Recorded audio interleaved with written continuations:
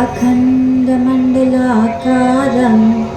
व्याप्तं येन चराचरं तत्पदं दर्शितं येन तस्मै श्रीगुरुवे नमः।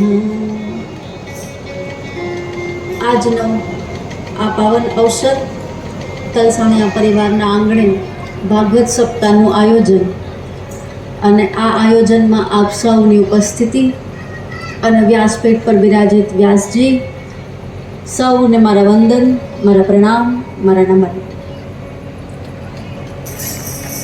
ભાગવત સપ્તાહનો વિચાર છે ને એ ખાલી આવો જ્યારે તમે કોઈ પણ કાર્ય કરો ને એનું બીજ છે ને એ વિચાર છે। તો કોઈ પણ સારું કામ કે કોઈ પણ નબળું કામ કરતાં પહેલાં એનો વિચાર આવે છે। વિચાર છે ને એ બીજ છે, કર્મના બીજ છે। જેવું આંબા વાવો હોય તો ગોઠલી વાવો, બાવળ વાવો હોય તો જે છાંટશો એવું ઉગશે।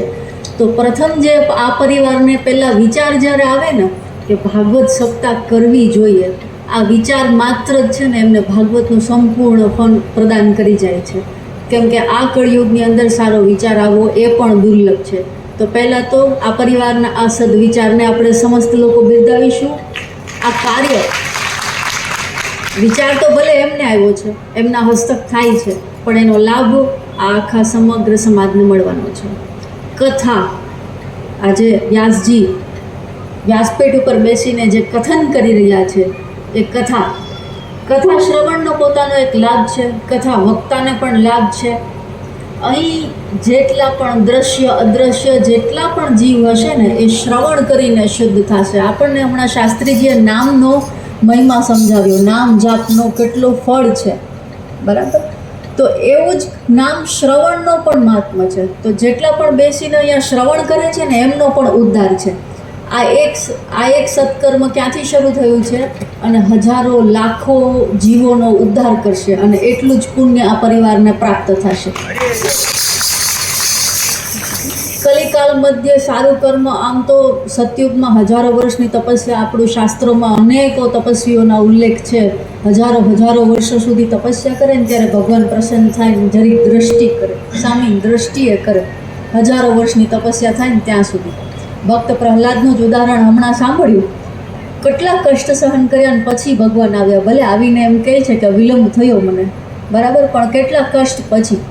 કળિયુગની અંદર ગોરક્ષનાથજી મહારાજ એવું કહે છે કે ભાઈ બળદના શિંગડા ઉપર રાઈનો દાણો ટકે ને એટલી વખત જો તમારું ચિત્ત ભગવાનમાં પરોવાઈ જાય ને તો પણ તમારો ઉદ્ધાર છે। કલિકાલમાં ઈશ્વર પ્રાપ્તિ સૌથી સરળ છે। કેમ? અહીંયાની હવા શુદ્ધ નથી, અહીંયા અત્યારે વિચાર શુદ્ધિ નથી, આહાર શુદ્ધિ નથી। આપણે જે એકદમ દૂષિત પંચ મહાભૂત જે અત્યારે કલિકાલની અંદર વિલય થવા જઈ રહ્યા છે એ અવસ્થામાં આપણે અત્યારે અવતરિત થયા છીએ। મનુષ્યને પણ અવતાર કહેવાય, મનુષ્ય અવતાર। આ યુગમાં આ સમયમાં આપણે અવતરિત થયા છીએ જ્યાં બધું દુર્લભ છે। તમારે પૂજા કરવી છે ને તો શુદ્ધ દ્રવ્ય પણ દુર્લભ છે। આવા સ્થિતિમાં જે કોઈ ક્ષણ માત્ર પણ જો હરિનું નામ લેશે, ભગવાનનું નામ લેશે તો એનાથી ભગવાન અતિ પ્રસન્ન છે। શું કામ? કેમ કે બધું તમારી વિરોધમાં છે, કાંઈ તમારી ફેવરમાં એક પણ સિચ્યુએશન નથી, બધું વિરોધમાં છે અને તમે આ કાર્ય કરો છો એટલે આનું તમને ઉત્તમ ફળ પ્રાપ્ત થશે। ઈશ્વર પ્રાપ્તિના અનેક માર્ગમાંથી આપણે આજે નામ કીર્તનની પણ ચર્ચા કરી છે। ઈશ્વર પ્રાપ્તિના અનેક માર્ગો છે। હું માનું છું જે પણ માર્ગ છે ને એ જાય તો બધા હરિહુદી છે, કોઈ માર્ગ એવો છે નહીં જે ઈશ્વર સુધી જતો નથી। રામને પણ પામવા માટે રાવણ હોય ને શબરી પણ હોય, રાવણને પણ મળ્યા તો ખરા જ, બરાબર? હું મેં હી મેં અને કાં તો તું હી તું।